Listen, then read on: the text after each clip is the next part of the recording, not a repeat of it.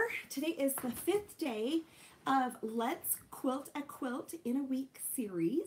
And what we have made is this beautiful half square triangle quilt right here. Hi everybody. Say hi as you come on and let me know where you guys are from. And say your first name or whatever, because hi Deanna, how are you? It's been fun doing all of these live videos. Anyways, Deanna's in Canada, and she has a company that designs fabric, and she's a fabric designer. So we have got, hi Linda, how's it going? Hi everybody. So we are doing some more giveaways today. We are actually going to give away more of the quilting templates for you guys. Hi Dee Dee. And we're gonna have 5 winners.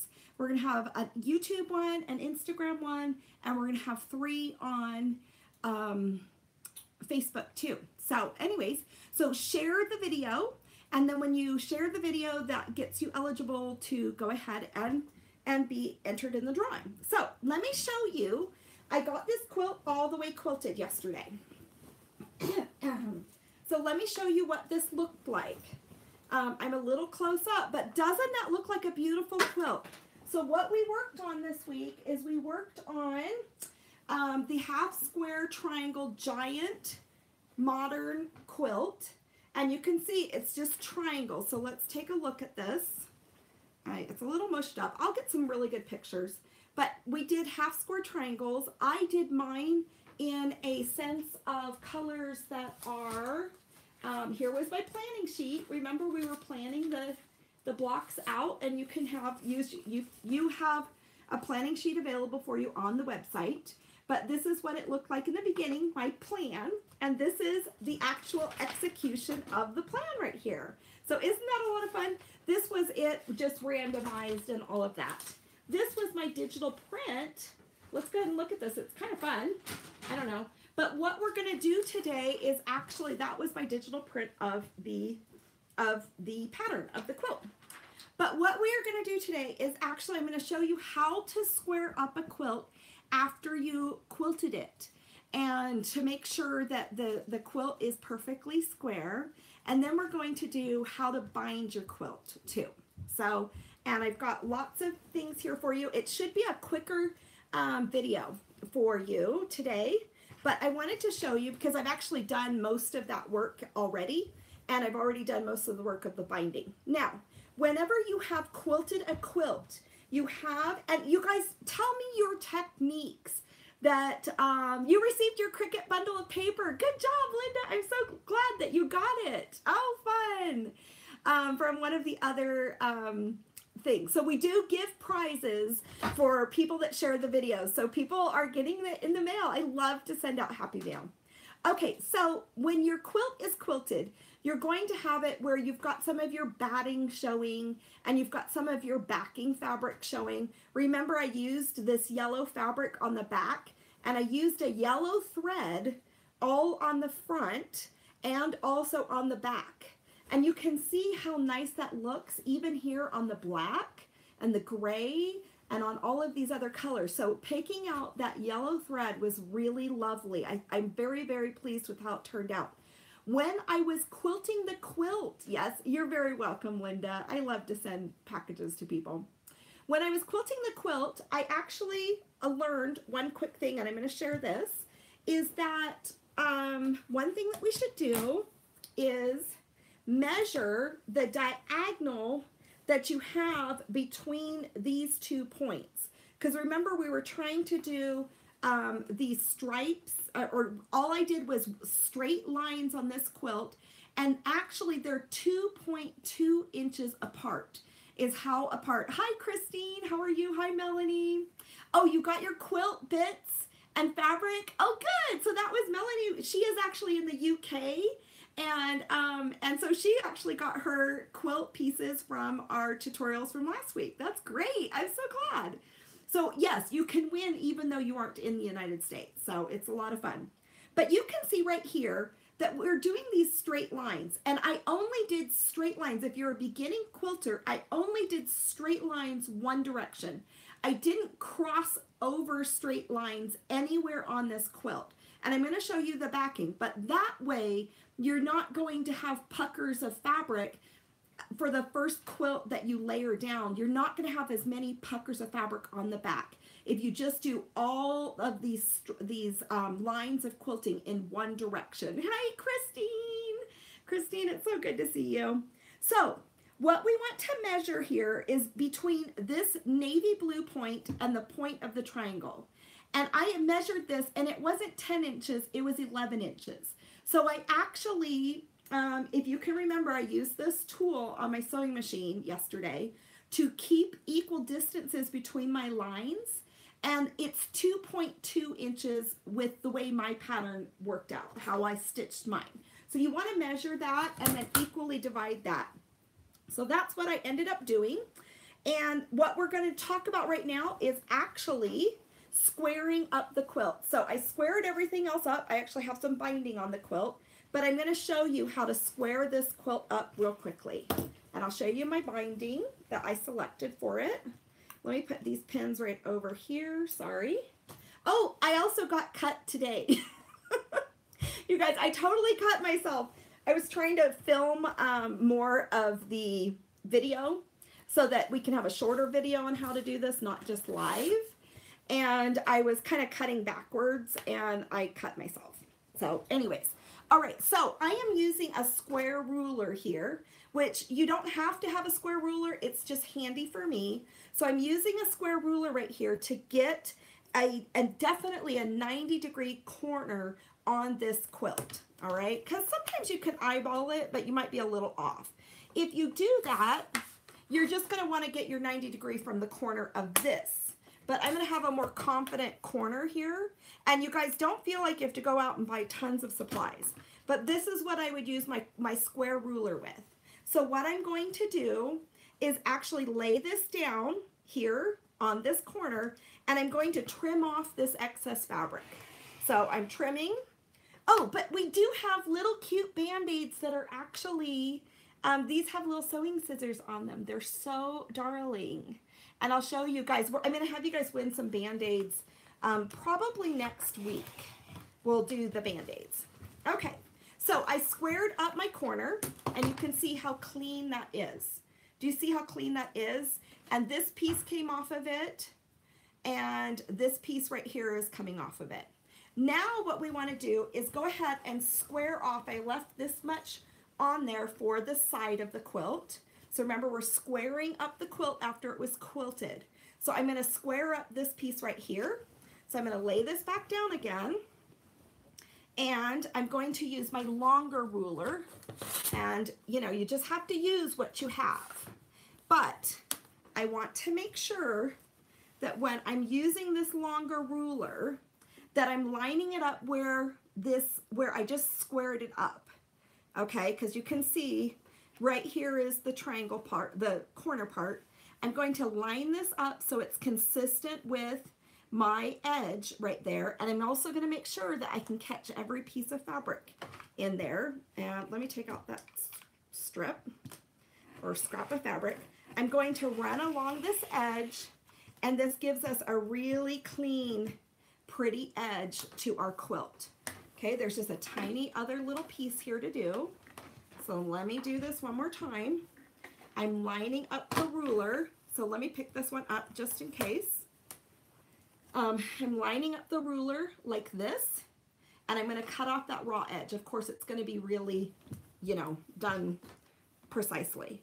And I'm going to match my two lines, and then that's squaring up your quilt so you can get your binding on it. Okay, so we're going to just toss that onto the floor. I'm going to set this over here. Here is the quilt. Oh, I wanted to show you the back of my quilting. So you can see, here's the back of the quilting with the yellow thread. But because I did all of my lines in one direction as a beginning quilter, if you're doing that, you want to kind of just do it all in one direction. If you crisscross, you might have a pucker or two, which is just fine. Hi, Tammy from Lake Forest, California. So, yeah, these Band-Aids are so cute. I'm sorry, I don't want to get distracted, but look, they're Lori Holt Be in My Bonnet Band-Aids, and they're so darling. They have little, see, I think I put the other ones I opened in here. I don't know what I did. Maybe this is not the set that I actually opened, but yeah, they're actually for sale on the Stitches Quilting website. And I'm serious, I did cut my finger. It's been years since I've done that. But let me show you. These are so cute. I'll do a video on, or whatever. I don't know where my extra Band-Aids are. Oh, here they are. But look at how cute they are. They've got that little cross stitch pattern on that one. And then this one has pins and then little tiny sewing machines. Aren't those just darling? Oh my gosh. So they are, Vanessa, how much are these? They're $7 for the package of 40. Yeah, you guys, I was disappointed. They're $7 for a package of 40. I can't believe they're that expensive. But you know what? They're really cute. They're so cute. S-E-W, so cute. So, you know, whatever. But you guys will be winning some next week, okay? This will be one of the winnings for people next week, for next week's lives. Okay, so be sure to share the videos. All right, so let's go back to the binding. I showed you how to square up the quilt. Let's go back to the binding. And I actually used the red bandana fabric for this. Since I'm using the red bandana fabric, I'm actually using a red thread for my binding, okay? So that's what we want to do there. I'm dropping a couple things on the floor. Oh, remember we use this tool to have equal lines. Oh, Vanessa, she just brought me, oh my gosh, Vanessa's awesome. And you want, if you have a walking foot for your sewing machine, when you're using, when you're putting on the binding, you want to use a walking foot again. Look at what Vanessa just brought me.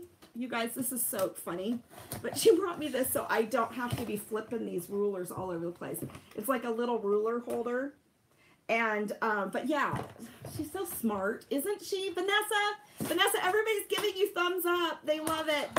Anyways, okay, I'll put those over there so I don't have rulers flying everywhere. Okay, but when you're doing your binding, you want the red thread and you want to use a good walking foot.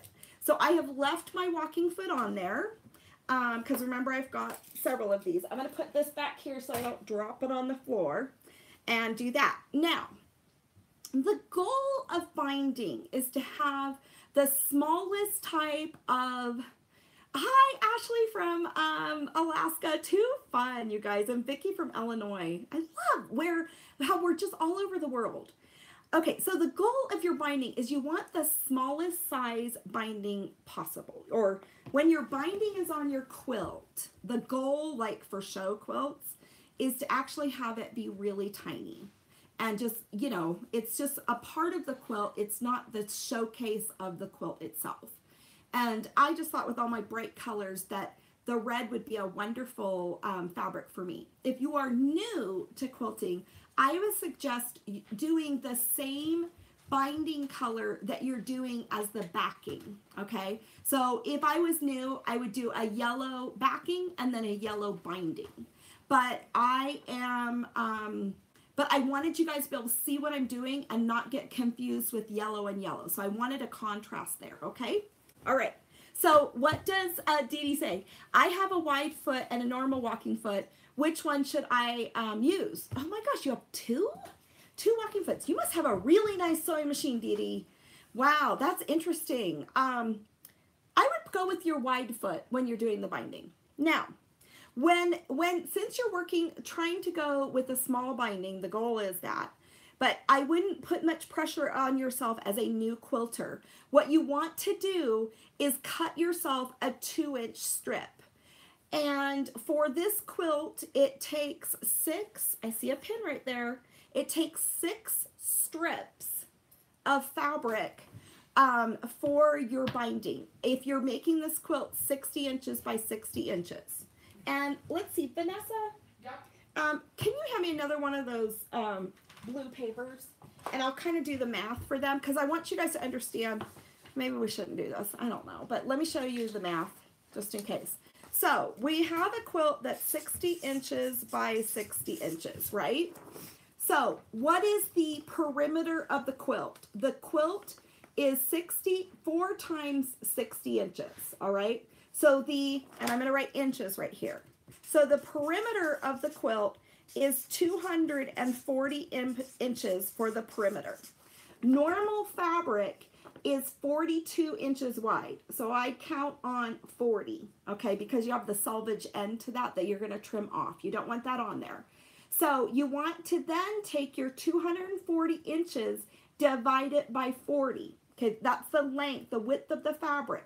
So you're going to cut a 2-inch square by 40 inches approximately. So that means when you divide this by 40, you need 6 strips. Okay, so that's the math of figuring out how much binding you need. Okay, 6 strips, 2 inches each. Now, 2 inches is rather standard, but if you're beginning and if you have a minky back, I would definitely go with maybe a 2.5-inch strip. But some people that are doing show quilts, and you guys let me know, for people that are doing show quilts, they even go smaller than 2 inches. Is anybody work with bindings that are skinnier than 2 inches when you're starting with fabric? Let me know what size binding that you typically use. I'd be really curious to know. So, but that's what I do. I do try to start people off with a 2.5-inch strip binding, okay? So I hope that little illustration was worth it. I don't want to waste your time. So here are some strips of fabric. I cut myself 6 strips of this red bandana fabric for my quilt. But I have a sample here that I'm going to show you how to do this. We'll pretend that these are really long pieces of fabric. And what we're going to do is we're actually going to stitch them so they're in a diagonal format, okay? Because the ideal position of having a binding is you want it to be as thin as it can be, but also not bulky, all right?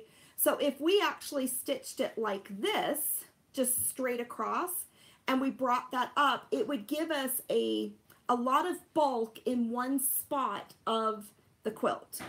And actually, I probably, hold on for 1 second. I'm going to go under the table and grab a quilt where you can see that, because I'm sure I did this probably on this quilt many, many years ago. This is a really cute quilt, and I never finished the binding, you guys. We have used this quilt so much. I can't even tell you. Look, it's been washed like a gazillion times. Okay, but remember the goal of binding. Okay, here it is right here. I don't know if you can see this, but that's my little seam right there, and I did it straight across. If you're new, just go straight across. It's really okay. You can do it straight across, but you can see right there, I seamed this straight across. Well, it just gives a lot of bulk right there. So by doing it at a diagonal, it spreads the bulk of the binding around. This is just fine. This quilt has been around forever. I need to hand put it down, okay? I'd also be curious which of you guys do a hand binding where you hand stitch it down, and which of you guys actually machine it down. If I am doing a quilt for my kids, I machine both sides of it, because I don't want hand stitching coming out for my kids when they're throwing up on quilts, because they want this quilt to be with them when they're sick. Does that make sense? I don't want some hand stitching to come undone. So I actually machine both sides. And I'm going to show you both of those things today. Okay, let's put that to the side. So what we're going to do in this case is I am actually going to draw a diagonal on a 45-degree angle on this binding. All right? So I'm taking my ruler right here, and I'm going to draw a 45-degree angle. Oh, I bet that something I dropped was my pencil. Well, we could do a pen. Let me find a pen. You guys, I have so many Sharpies. I'm just the Sharpie lady everywhere. Oh, well, it's got to be right here at my feet. Oh, yeah, there it is. I heard some things drop. Okay, with all of the bulkiness. So I'm going to just go ahead and trim this, or just make a diagonal line right across with a pencil or whatever, a pen. You could use whatever you want. Okay, so here's my diagonal line. I just did that right across on the fabric, so with my ruler. Now I'm going to butt these up perpendicularly, at a 90-degree angle. Can you see that? So these two fabrics coming together are at a 90-degree angle, but I am going to stitch on the pencil line when we put it in the sewing machine. So let me get a pin, because sometimes I feel like this can shift around a little bit. So I am going to pin this and put it in like that, so you can see that's how we're starting. All right, and let me put it in here. I do have my red thread already in my machine because I've been working on it. Now, my walking foot is installed right now on this machine, and it's okay. You can go ahead and piece together your binding. You don't need the bulk of the walking foot, but I don't want to have to spend time changing my feet for this. Okay, so you can see there's our thing right there. When you open this up, you can see that goes into a straight line. And we have a diagonal seam right there. Now look at the bulk we have right now on the back. That's a lot of bulk. So I'm going to just take a pair of scissors and just do a handy dandy little snip so you can see what this looks like. I'm going to go right parallel to the stitching line that we did. And you can see now we have that. And when I pull this out, we have this, and then you can see there's a lot less bulk.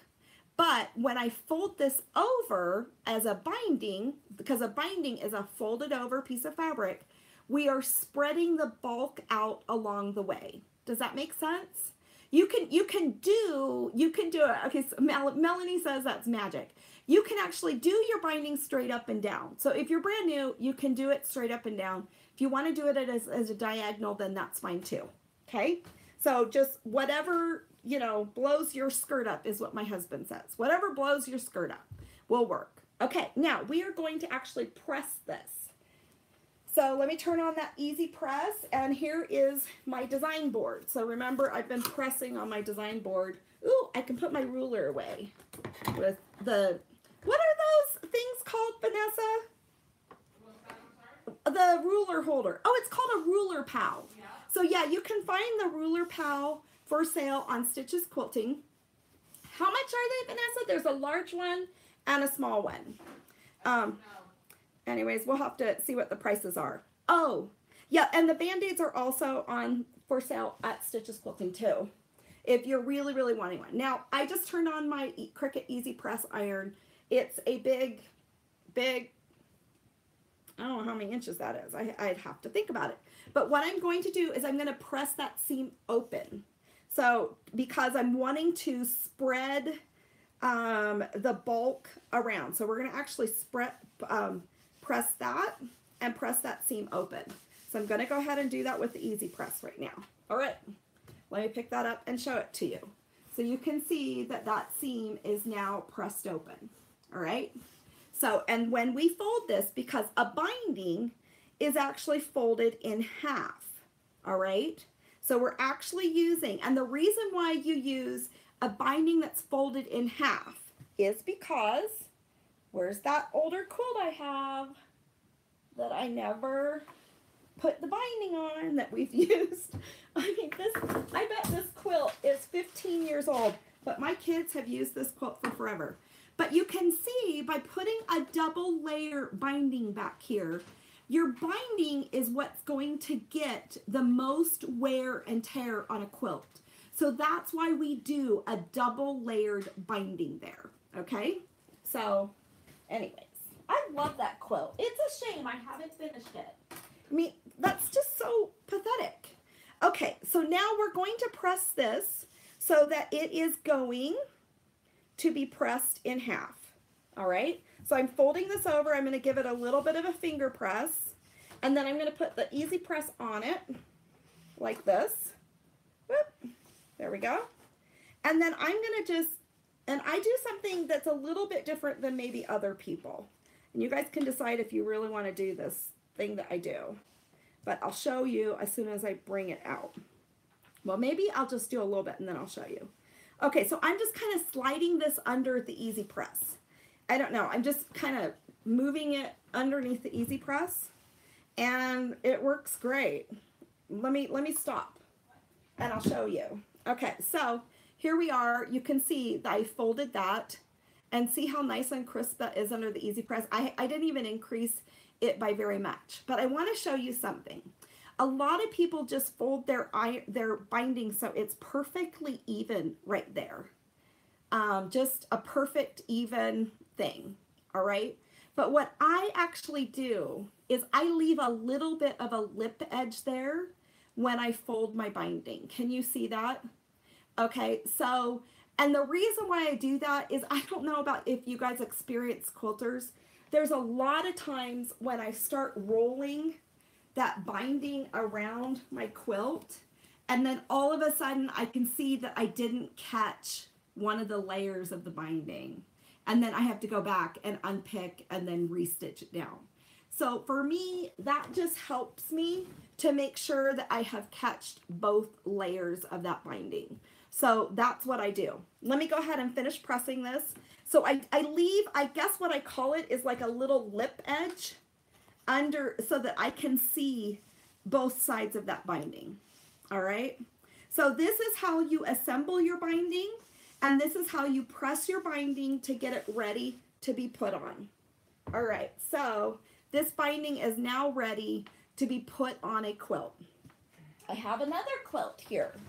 This is the quilt that I burned. Okay. Remember, I was just like, I don't want to have an iron here. That's why I use the Cricut Easy Press, is I might drop it off on the side of it, you know, or just burn myself moving around because I have a narrow space I'm trying to film this live in. But look, I said to you guys, oh, this iron's off, and I dropped it down. It wasn't off. Look, I burned my quilt right there. Isn't that crazy? Anyways, whatever, right? It doesn't matter. I can handle that. Okay, so I'm going to show you, I'm going to show you another method with this quilt and this little piece of binding of the starting and stopping of the binding. But we'll go back to that in just a minute. So let me put that right there. Let's put this to the side, and we're going to grab our quilt that we were working on. So there is a way to stitch the binding on. So we're stitching it on, let me just hold it this way. We're stitching it on the edge at about 1/4 inch of a seam again, okay? But you're using the walking foot, and the walking foot actually helps you push this kind of bulk through. Now remember, we switched our needle when we went to quilt the quilt. When we were piecing the quilt, we were using a regular universal needle, or, you know, just a nice, good, clean, sharp needle. When you're doing the binding, leave that denim needle or quilting needle in your machine. You need a stronger needle to go through this many layers. So keep your denim needle in there, or a denim needle and a quilting needle are pretty much similar there. Okay, so I don't know what you guys use. Do you guys, let me know different tips and techniques that you guys use. Okay, so now we're gonna go over here to the last spot. Oh, and let me show you this other thing. When we get to the corner, so here's, oh, I want to show you a corner where there's a contrast. Okay, so here's the corner. Hey, Luke. Luke just got back from basketball. How's it going, bud? Yeah.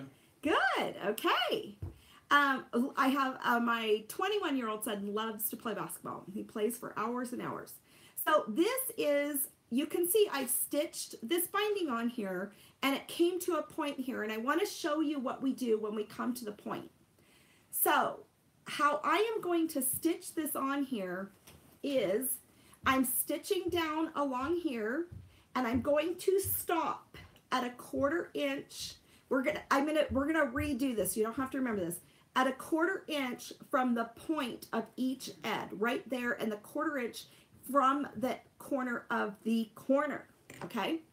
Then I'm going to put it out as a diagonal, because you can see when we turn this around, we want this to smoothly come around the edge, okay? You do want your corners of your quilt to be rather pointy. So you can see, let me hold it down on this side, that when I pull this over like this, that's a good point to our quilt. Does that make sense? I had a girlfriend teach me how to do this. It makes me think of her. It was, oh my gosh, I'm not thinking of names right now. But I remember who taught me. Tracy Rios. She taught me how to do points on my quilt. She's so sweet. Oh, that woman has done so much for me in my life. I can't even tell you. Crazy stories. But That's what we're aiming to when we come to a corner. So I'm going to show you how I stitch it down the side, and then I'll show you my technique for doing it on the corner, because that's our end game there. All right, so here's the bulk of my quilt. I'm going to let this drape down off the table here, and let me move this over here. So we're actually quilting, and what I did is I stitched this all the way around, and we're now need to put it on this corner, okay? So what I'm going to do is I'm going to stitch this. I'm going to continue stitching this at 1/4 inch, and I'm going to go over to this part 1/4 inch from the seam. Do you guys learn any other different way? Do you guys learn another way? 1/4 inch from the edge of the corner of the quilt. Let's take down the binding strip. So I will be stopping my, I'm going to stitch along here, but I'm going to stop 1/4 inch from the edge. Let me put a pin in that. Let's put a ball pin in there with just, you know, not a flower head or whatever. So I'm going to stop right at that little point. Does that help you understand this? I'm going to stitch all the way here until I get to that pinhead. I'm not going to leave the pinhead in there, but I'm going to be feeling that, and I'm going to eyeball, and that's where I'm going to stop my stitches, and I'm going to cut my thread. All right, so that's what I'm doing right now. So let me go ahead and do that. Does that make sense to everybody? Hi, Amber. So let me find my gas. There's my gas over there. And here we go. So I'm going to go ahead and stitch this till I get to the corner, and I think that's about it. I think I'm right there at the corner.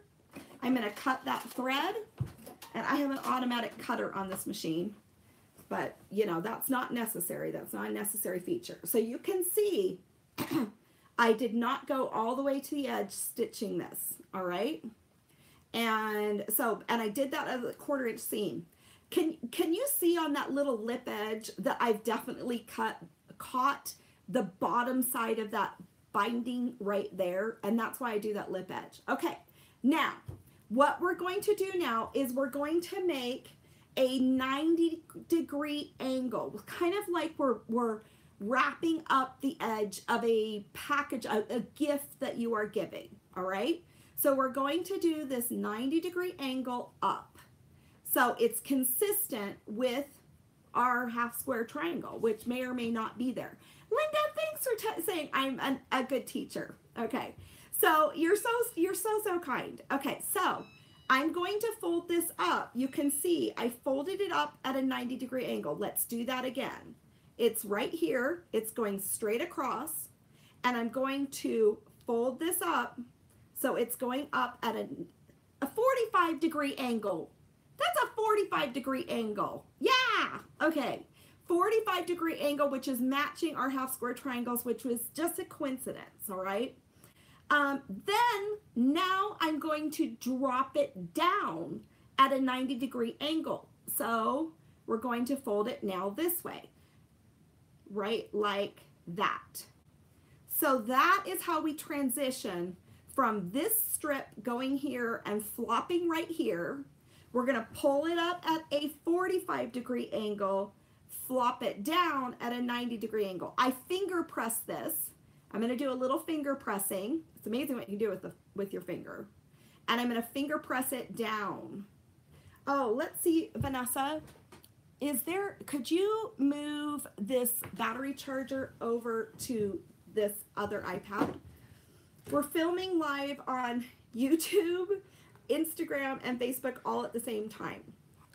Okay, so now, and that's going to be a little awkward moving around. So does everybody kind of get that? Okay, one more time. Here we are, straight out, 45-degree angle up, 90-degree angle down. And it's right over here on that side. Okay, so there we are.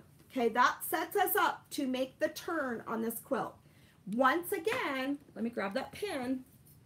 We're going to start stitching a 1/4 inch from both sides of this. Okay, so we're going to start stitching a 1/4 inch from both sides of this. And that's going to make it so that we can easily fold that around and have a good corner. All right. So start stitching a 1/4 inch, and you can actually kind of feel that ridge. You can feel the ridge of that 45-degree angle in there. So I'm going to pull that out because I don't need that in my sewing machine poking down into the machine. I'm going to lay this here. I can feel where that fold is. You don't have to be precise. This is the goal, okay? Precision, it doesn't have to be precise. This is what you're aiming for. I'm going to start stitching this. So I started stitching at that about a 1/4 inch from both sides, okay? I'm going to come down here, and I have, oh, I left 2 corners to do. I thought I only left 1. That's horrible. Let me stitch this very quickly. Hold on. Now, don't let a binding overwhelm you. What was the circumference of this quilt? This quilt is 60 inches by 60 inches, okay? It's not that big of a quilt. All you do when you do a binding is you're going to sew the binding around the circumference of the quilt 1 time, okay? If you're machine quilting it, you're going to machine quilt. If you're hand doing it, you're going to machine it 1 time around, and then hand stitch it the rest of the way. And we'll talk about that in a minute. So don't be overwhelmed by the binding. Some people get overwhelmed. What do you guys think is the hardest part of getting a quilt done, or making a quilt, or the thing that you just dread the very most? Go ahead and share, what is the thing that you dread the most? Some people dread their binding, but to tell you the truth, well, look, I didn't finish the binding on that one quilt that's 15 years old. It's probably more than that old. That was a sample from when I first opened my brick and mortar store back in 2002. That's obscene. I need to finish that quilt. But you know what? We've washed it like that all these years, and all those kids used to sleep over with it. They're such big dudes. Pinning the sandwich. Okay, so someone said that the hardest part for them is layering their quilt, and I agree. So if you feel comfortable, use a little bit of spray basting maybe. Get that piece of plywood that I showed you guys how to do it. I find that plywood technique is the easiest thing. Now remember, I'm going to stop at a 1/4 inch. Maybe it's good you guys get to see 2 corners done. You can see how fast that went. I just sewed that along that edge. Okay, now what we're doing is we're going 45 degrees up, remember? 45 degrees up. And now we're going to go 90 degrees down, okay? So I'm going to do that one more time. It's coming out over here. And we actually have an overhead camera too. We have 3 cameras doing the 3 social media, and then an overhead one, because I'll make a video from this. That'll be a very short, fast video, maybe a minute or 2. It'll be uploaded to, gosh darn it. I actually have caregivers that come to my house to help with my kids. Okay, now I just did that, so let's do it one more time because I got distracted. Someone tried to call me. So it's going straight out, 45-degree angle up, 90-degree angle down. I'm taking this back over. It's simple, you guys. Back over to the sewing machine. Now I'm going to show you how to finish a binding, but I'm going to show you some other shortcuts until you gain confidence, okay?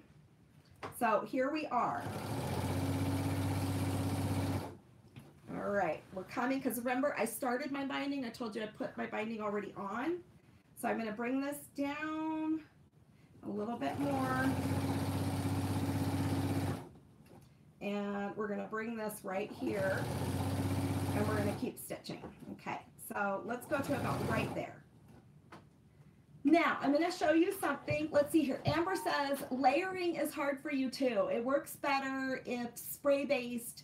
I didn't have any on hand and just winged it. Now I'm picking the quilt out because, yeah, I know. Sometimes I do that too. But, yeah, it's okay. It's okay. So spray-based, I know. It's hard, you guys. Okay, now, we're going to do kind of a fancy finish to the binding, because this is the ideal binding, what I'm going to show you right now, all right? But we're going to do, I'm going to show you some really shortcut methods to binding. So what we're going to do here is I have these, when I started the binding, I left myself a flap. Does that make sense? I left myself a flap. All right. When I ended this binding, you guys, you know what? I was thinking I would, it makes you feel good that other people make mistakes, but I actually made a big mistake on this quilt because remember I told you to sew 2 inches between each line? Here it is right here. Look, you guys, right here. And you can see that is not equal. And I was going to pick it out, but I'm not going to. So I was doing 2 inches, 2 inches, 2 inches, and 2 inches.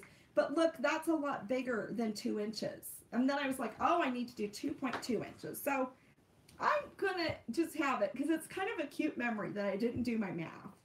Okay, so, but that's me. You know what I mean? Some people can't live with a mistake like that. Let's go back to this binding. Okay, over here, we are going to finger press this. So, let me see here. We're going to close these up, just laying them and kind of holding them down. And we're going to finger press this closed right here. And we're going to finger press this over here. Okay. Does anybody do their binding this way? Hi, Robin. Hi, you guys. So you can see I've got these kissed up right here. Does that make sense? I've got these 2 flaps and I finger press them so that they're just barely meeting right there. Okay. So now I'm going to just give it a little bit more of a finger press. I actually want to leave about a quarter. There's a method to this. Let me lay that down. There's a method to this. You want to leave like a little bit of a gap between these 2 things. Does that make sense? With what we're going to do, because we're going to make this a mitered, that diagonal line, we're going to seam it diagonally. And there's a method to this, and I'm going to teach you the method. So you leave just a little bit of a gap. Does anybody have suggestions on how? Oh, Robin wants to pay attention to this. I agree. This is a little tricky and it feels awkward, but this is how you do it. You finger press these down so that they're just kind of right there, okay? And you leave a gap between the 2. And I want to make sure I have a decent gap when I'm laying this out. I think I could use a little bit more of a gap. So let me shorten this. You want about a 1/4 inch gap where you're finger pressing that. Okay, so that looks a little bit more like a 1/4 inch gap. So we have these 2 edges that we're going to join, okay? And there's different ways to join them, but I'm going to show you the best option possible, okay? See, I've got a little bit of a gap. Now, I'm finger pressing these real hard. I'm going to lay this down, all right? I don't know. Let me do it on the design board so it's kind of coming up though. These design boards are really quite handy. Let's lay down that bulk. Let's get that piece of fabric off of there. Okay, so we have a gap and you guys can see the gap right there. Now, what we're going to do is we need our pencil or pen. Sometimes a pen is a little bit better for this. We're going to go right where I finger press this point. We're going to open it back up. Ta-da! Okay. And I can see some folds there of what I just folded. Actually, let me do a line where those folds are so you guys can see it. It's kind of a messy line. I'm just kind of scribbling back and forth. Can you guys see this line? That is where this was folded, and I'm going to show you that. I'm going to redo it in just 1 second. Let me put it up there, the pencil. So this was where it was. So I'm going to fold this back this way and fold it back this way. And what we want to identify is that fold where we have that little 1/4 inch gap right there. This feels weird. I really did hurt my finger today. I just don't want to bleed on the quilt. It was from the rotary cutter. Do you know what I mean? So I don't want to bleed on this quilt because I really like this quilt. You guys, I'm serious. I'm serious about that. I love this quilt. Okay, so I'm going to open this back up. So can you see? I can see with my eye the finger pressing, but you guys can't see that with the camera. So I scribbled on there. what I want to find is that point, that intersection of those two lines. And that point right there, let me go ahead and make it a little bit bigger. I'll do a big old point. Okay, that point right there is where we want to draw a diagonal line. All right, so I'm going to take this smaller ruler. Vanessa gave me that little ruler pal, the ruler pal. I am now going to take this and draw a 45-degree line on here. So there are different, there's different lines that, there's 30-degree lines, 60, 45, I mean, all those different things. But I'm going to draw a 45-degree angle of a line on here. And I'm going to just kind of eyeball it. I'm not going to try to use those lines real fast because I just don't want, anyways, because I'm holding it up awkwardly so you guys can see it on the camera. Okay, let's move that away. I don't know, is there a way to easily incorporate that 45-degree angle? Because these rulers come with those. So now I'm going to lay this right here. Well, I'm going through a perpendicular line, so that should be easy to identify that. So let me go ahead and draw that now on the design board. So I have room to push that down as a pencil mark. Okay, I know this is a little slow, but it's really, there's a method to the madness. Okay, do you see that? So now I've got this diagonal line. We're going to do the same thing with the other side. Let's fold this back up and put it over there. Okay, here's our other line. We're joining, anybody that's just joining us, we're joining our binding with the method, and I'm going to push that down really hard so I can see that. So since you guys can't necessarily see my fold lines, I am going to go ahead and pencil my fold lines in for you guys. All right, so I think I'm going to pull off a little bit of that binding. Okay, here we go. Let me pencil the fold lines in there because I can see where they are. Put on my glasses. Here's my Valentine's pencil.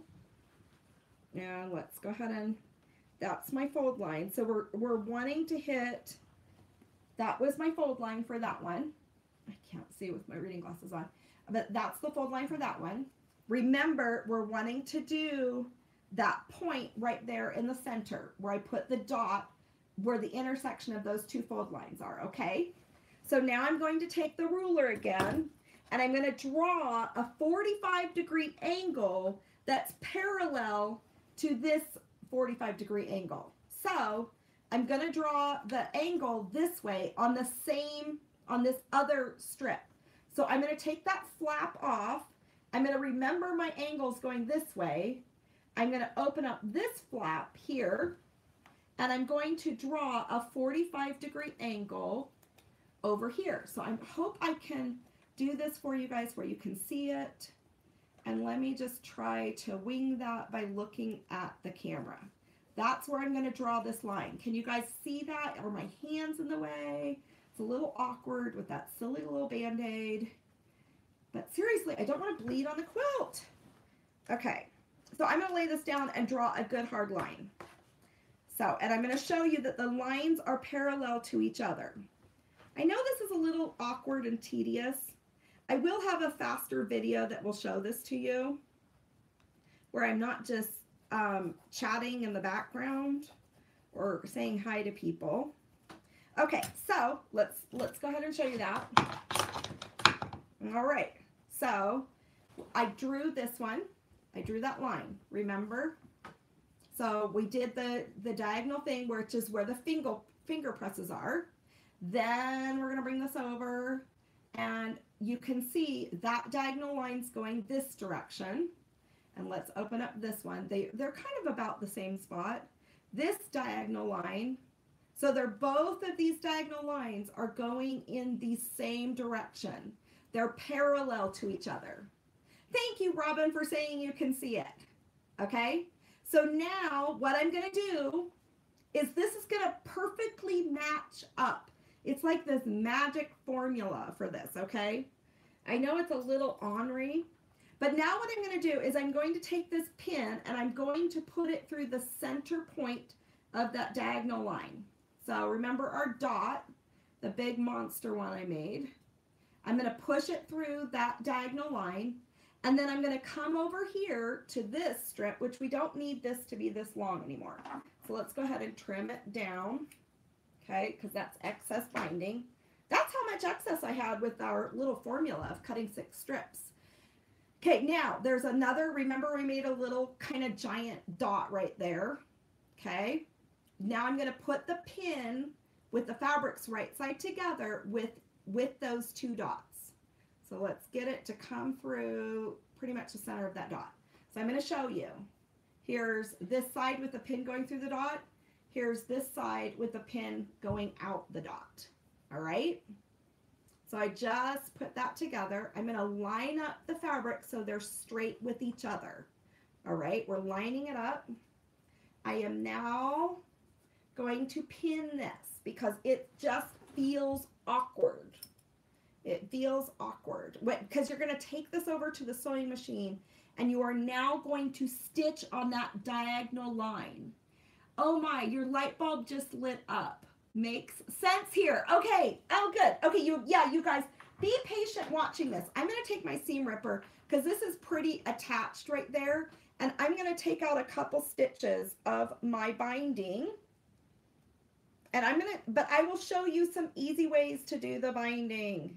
Some other easy ways to do it.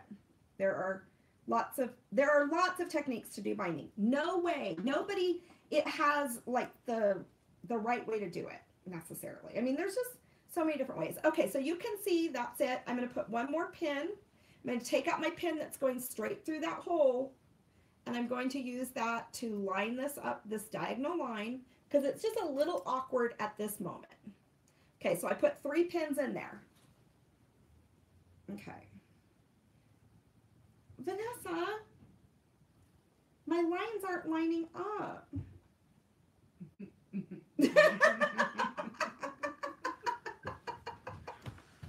Why do I say Vanessa's name? Okay, wait a minute. Am I doing this wrong? Okay, you know what? I have to do something here. My lines aren't matching up. Look, that diagonal line's going that way. This is awkward, you guys. And then this diagonal line's going the opposite way. I have to make it match up. This is so funny. Yeah, laugh out loud is right. Okay, but this is what you're going to experience when you do this. So let's take out the pins. Let's pin the center point. But we need to twist this so that they're kind of like that 45-degree angle thing. Yeah, they got to go like this. Yeah, they got to go. Where's our other? They got to go like this. Okay?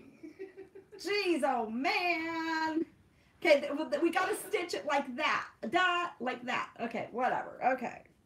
You guys, this is just a little awkward, but I'll show you some shortcuts of some really easy techniques to do. Let me get it through that little hole.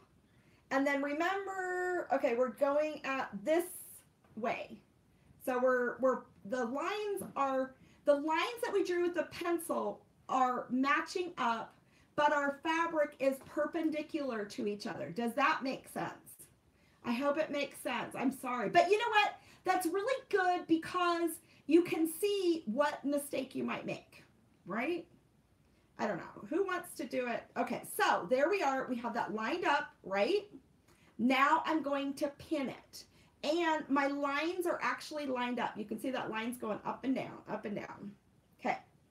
That's so funny I say Vanessa's name when I've done something wrong. That's crazy. Vanessa, I don't think that's healthy. We might not have a healthy relationship that I turn to you when I do something wrong. You know what? I talk when I'm working. I talk to myself while I'm working. Poor Vanessa puts up with it. She says that my mother used to do that too, and so did her mother. So anyways.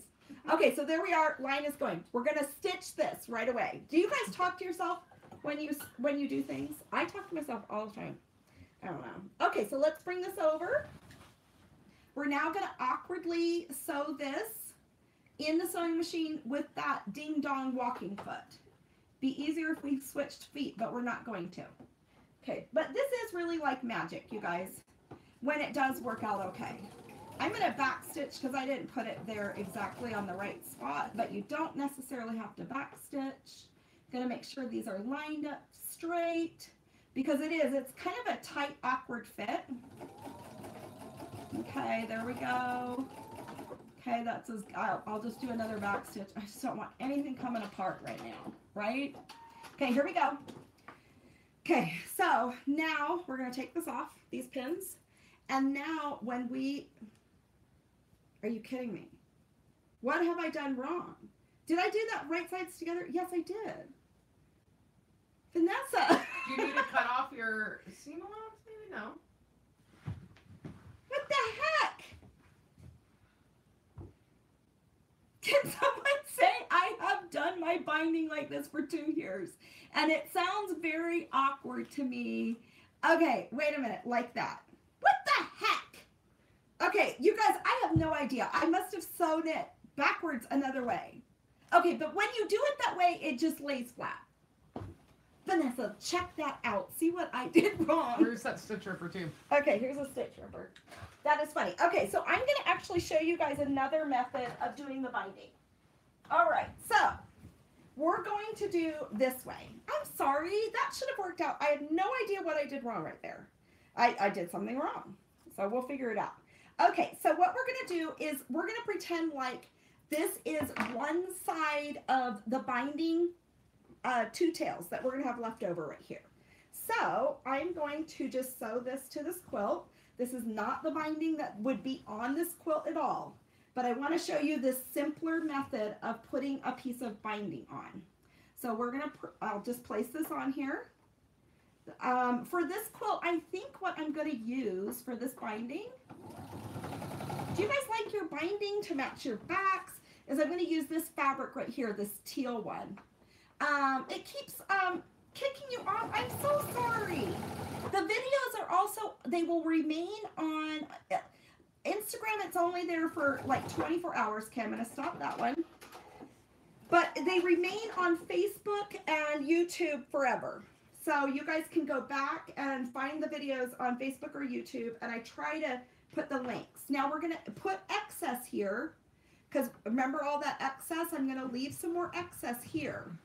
So say this is where I started it. Do you have any idea? Yeah. Oh my gosh, Vanessa, what did I do?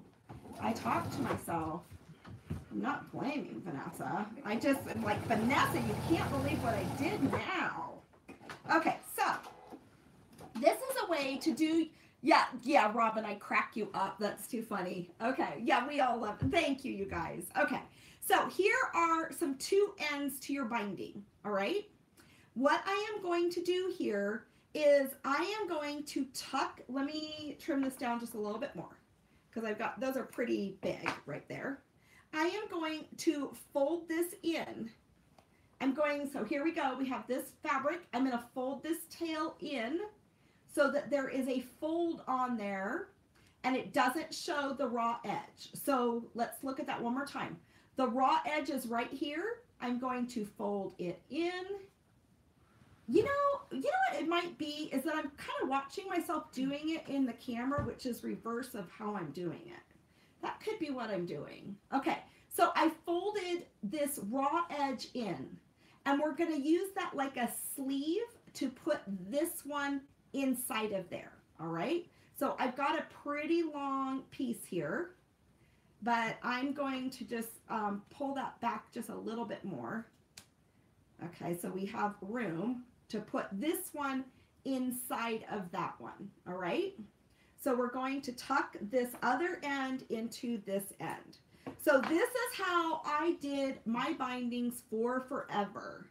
And I still have the exact same quilts. They were all made for my kids, my very first quilts. So do you see, I made this little fold here so that that folded edge hides the raw edges. I'm going to tuck this in. All of those quilts still exist. Oh, my kids love them. They're so special to them. And they're special to me too because I have memories making them. So now I'm going to stitch this close. So let's lay that down. So this is a great way. Don't frustrate yourself maybe with that other trickier binding. Just get your binding on like this. Okay, there we go. Let me go ahead and pull this down. Okay, so there's that. Now, what I did, So what I have there is, you can see I pushed that raw edge into this sleeve. So now that I can fold this over, and what's not ideal about this is you have a little bit of bulk, but it's okay. You know, who is looking at your quilts for bulk? Good grief, right? The other method has less bulk because we're doing it, the finish at the angle. So do you see that right there? Now, let me know, you guys, do you guys machine? So I machined my binding around, all the way around the corners, and now I just finished it off right there. Do you guys actually, and you could also do that fold at an angle and whatever else, okay? But do you guys, then when you make your quilts, do you guys, if you were doing a show quilt, what you would do is you would then take this and you would hand stitch that binding down on the back. So you machine it to the front and you wrap it around to the back of the quilt. And on this side, you're going to take a piece of thread and you're going to hand quilt this. And it's really relaxing to do this. Carolyn says, I have an amplified bias, an applied bias or straight gain binding. Yes, for quilts that are not being judged. Exactly. So yes, the times when you need a bias binding is, say you have a curved edge, a scalloped edge to your quilt, you will need a bias binding. But if you have a straight edge to your quilt, you can use a regular binding strip. Does that make sense? So you do not need a bias binding made hardcore for a straight edged quilt. So okay, I am new to quilting and learning how to bind. Okay, you are so sweet, Anne. Thank you for that comment. So, but I would not do that for a show quilt. No, we would not do this for a show quilt. But how often do we make show quilts, right? So, yeah, exactly.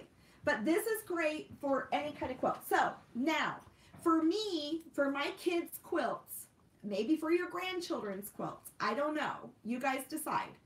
I machine down my binding on the back side. I machine both the front and the back. Most people hand do their bindings, but I'm going to show you how I machine this down. So let's go ahead and do this. And I just machine it from the back side, and I'm wrapping it around. But I want you guys to just get started with quilting. Don't worry about if it's perfect or not. Just get started and make that first quilt and have errors in it and just get it made and enjoy the process of the quilt. Does that make sense? Don't try to make it too perfect. Now, this I used, let me go ahead and cut my thread. Okay, so you can see here I used red thread with a red binding. So I machined that binding from front to back. All right, I'm going to turn this around for you guys and you're going to see the back side. So this is a binding that I machine stitched back down on the back. Can you see those stitches on the back? See those stitches on the back? And it looks great. This is what I did for all of my kids' quilts because I wanted them to become quilts that they absolutely used and drug everywhere they wanted to go, all right? And when they were sick, they wanted to turn this. Okay, so go ahead and take a look at this as a close-up. I'm pushing it over for Instagram for Facebook right now. See how that's machined on the back? And then this is what it looks like on the front, all right? And I use red thread top and bottom, okay? Let me show for YouTube. This is what the back looks like, and this is what the front looks like. When you do this type of machine binding, your goal is to stitch in the ditch on the front, which I did a ding-dong good job for being on camera. Does that make sense? That's pretty doggone good. So, but my kids would drag their quilts everywhere, and I really wanted them to be a quilt they wanted when they were sick. And then when they were sick, even if they just had fever, I wanted to throw that quilt in the washing machine and not worry if some hand stitches would come out in the back. So this is absolutely what I did for any quilt that I give to a teenager, a college student, because if you have something that kind of comes unstitched, doesn't it take a lot of energy to go back and repair it? So say you had a hem that came out of a pair of pants, or you had a button that fell off of a shirt. How often do you go back and re-put that button on, especially when we're already experienced sewists? So I don't want someone I give as a gift as a baby quilt and my binding starts coming off because I hand stitched it, but then it starts coming off so they stop using it. And I don't want people to stop using what they hopefully, I hope that they will actually use and love. Okay, so this is how I did my bindings for forever, and particularly when I'm working with a quilt that will be drug around or is a teenage quilt or whatever. So that's what I do. But you guys, there are many different philosophies to actually putting on bindings. And I'm not saying that mine is the best way. Okay, so Vanessa supposedly fixed this. Shall I stitch it and see? We'll see if Vanessa has a better time at this than me. Oh my gosh, I'm so curious. You think it's right, Vanessa?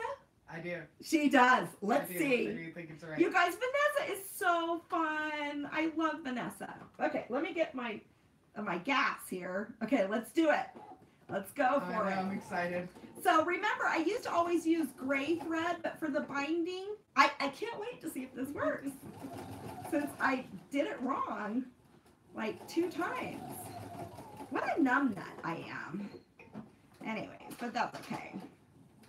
We're multitasking. And you guys will probably do the same thing when you do it on your own. Okay, are you curious, yeah. Vanessa? I just want to walk out of the room. Vanessa? Is it wrong again? Wait, no, she did it right. She did it right. Look. Oh my gosh.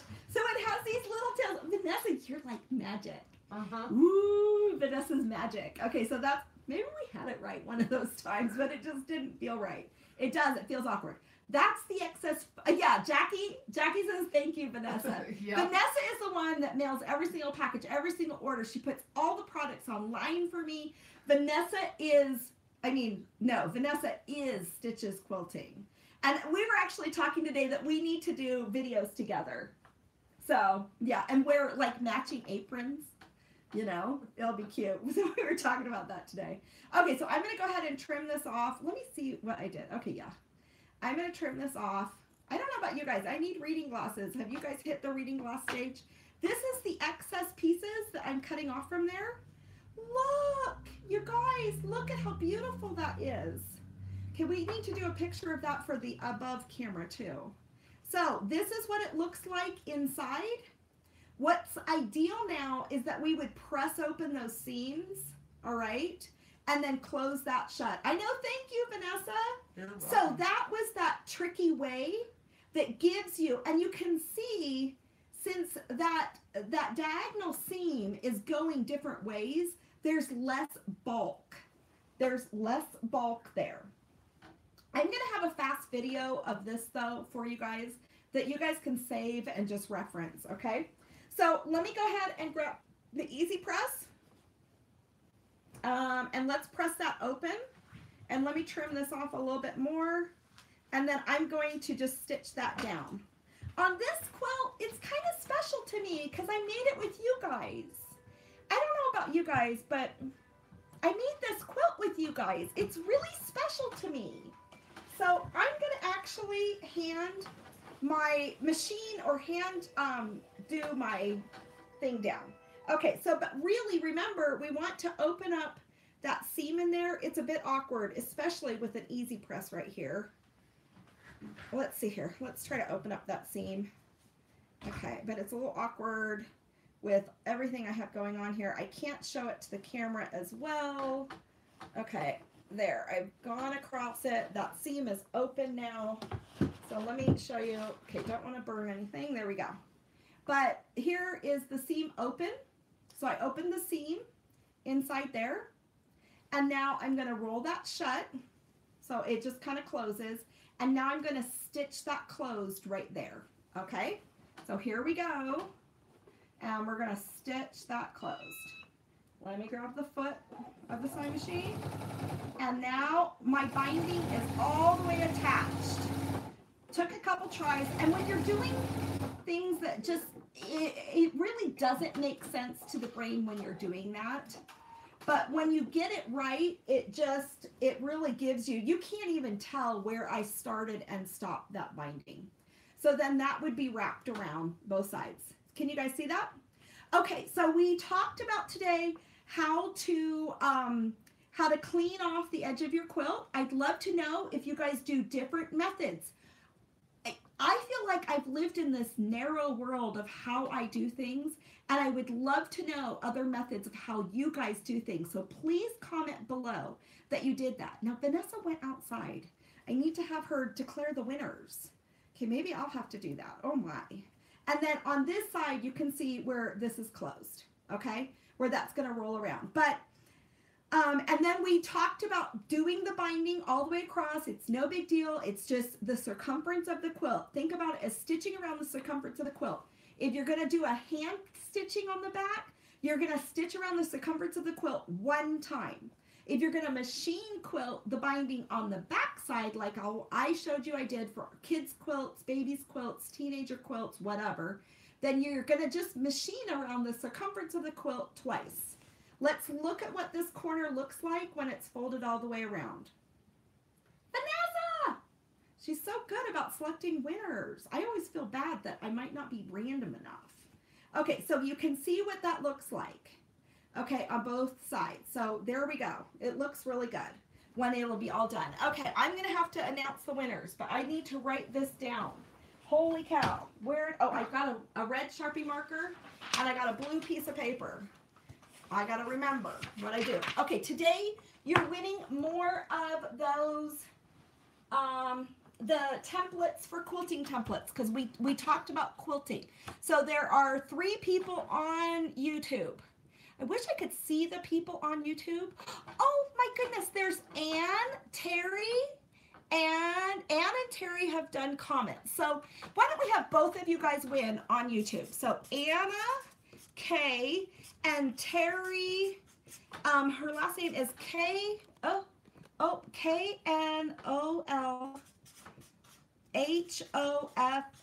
Okay.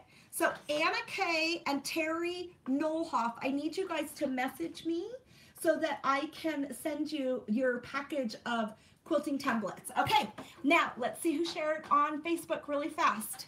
And then we will sign off for the day. Oh, I wish Vanessa was doing this. And then I'll need you guys to send me your addresses. Oh, she's coming back. Vanessa, we got to do the winners. Oh. Yeah, we got to declare winners. Hurry, Vanessa. We need Vanessa. Oh, I saw someone shared. Yeah. I saw a name. Della Jordan. Della Jordan. Okay, so this is YouTube. And I'll go back and do somebody for Instagram. Okay, Facebook. Okay. How many are we doing? Okay, we're doing 3. So Della Jordan, I'm going to write down your name. So Della, if you're still on, private message me your address. And if you're out of the country, I need your address, your phone number, and your email, because that is required for customs. Okay, let me see someone else that shared. Okay, Gina Brunel Loop. Okay, Gina Brunel Loop. We try to write this down because otherwise we get confused. And then we try to write down what we're shipping to. Oh, someone right above it said, okay, here, hold on. Okay, let me find another shared. I'm looking for shared. Might have to go up towards the beginning. Okay. All right, hold on. Let me try to find. I'm sorry, you guys. Oh, no. Does Amy Jenkins McGregor share? Okay, Amy Jenkins McGregor. Okay. All right. Okay, so those are the winners for today. On YouTube, let me move this back so you can see more of me in a regular way. So on YouTube, it's Anna K and Terry Knolhoff. So private message me or email me at Deanna@stitchesquilting.com. That's my website. Stitchesquilting.com. Della Jordan and Gina Brunel Loop and Amy Jenkins McGregor on Facebook. And I will get back to Instagram because they're off right now. Okay, you guys, have a great day. I hope that gave you a couple alternatives to the binding.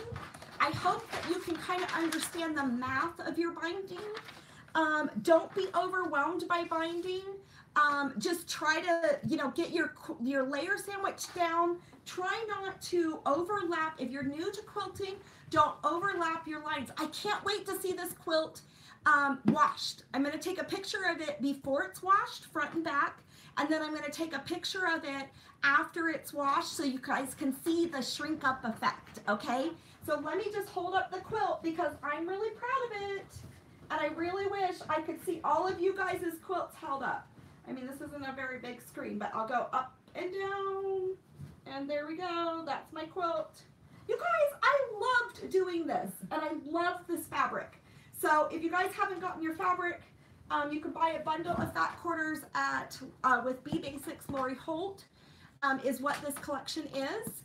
And this is the end of this week's session of Let's Make a Quilt. So I hope that you got to see it from start to finish, the concept of making a quilt, and that it's really, really not that difficult, and it's pretty easy to do, and you guys can do it, and you can make gifts that are heirlooms. You can start small, start with a placemat, start with a hot pad, and maybe we'll do some of that this next week. Although we are making a quilt, and it's really cool, and I'm writing the pattern and everything else, and it's so cool, but I'll throw in some other things in there. So double thumbs up. I'm proud of me. And you know what? Nothing makes me feel better than when I hold back something and I look at what I made and I look at the stitches. And did you know Ken Burns actually collects quilts that he does not make? And I just look at it and I'm just marveled at what I did. And it makes me feel so warm and good inside. And then when I use it and I snuggle up in it and I just put it on my lap to just stay warm, I get those same warm fuzzies back again. If I give it as a gift, I get all the warm fuzzies of giving it to somebody else, and those people get the warm fuzzies too when they have it. So it's like a whole big monstrous circle of warm fuzzies. So it's Maker's Gonna Make. We're making something handmade. We're doing that for ourselves because we love ourselves, or we're gifting it to others because we love someone else and we want to share something that might become an heirloom. And I have quilts, one that I made my grandmother before she, when she was alive, and she has passed away, and I have that quilt back and it reminds me of her. I have another quilt that I made my mother that before she passed away, and it is so special to me. I mean, just those pieces are just so special to me. I have quilts that I made like when I was going through a divorce, and when I remember that quilt, and I remember the things I was thinking about and how I reconciled those thoughts in my head as I was making that quilt. And there are just so many beautiful things that happen when you're quilting, and it's very therapeutic, and it's good for me. And I don't know about you, but it gives me warm fuzzies, and we need warm fuzzies in this world, in this day and age. So that's my little quilting thing and why I love quilting. Let me know why you guys love quilting too. So love you guys so much. We'll see you on Monday. And I will post pictures of what we're gonna make next week. And I will, because we're finishing up the sample, it'll be completely quilted and everything. So, and we're gonna make a twin size thing and then a baby size. So anyways, it should be a fun week. And I'll have both patterns available for you. So you guys, will see you a little bit later. Have a great week. And then there will be smaller, these videos will be available in smaller snippets so you don't have to listen to all the talking, okay? We'll see you a little bit later. I'll see you on the other side on Monday with our next video series for next week. Love you guys. Thanks for sharing. Thanks for spreading the world.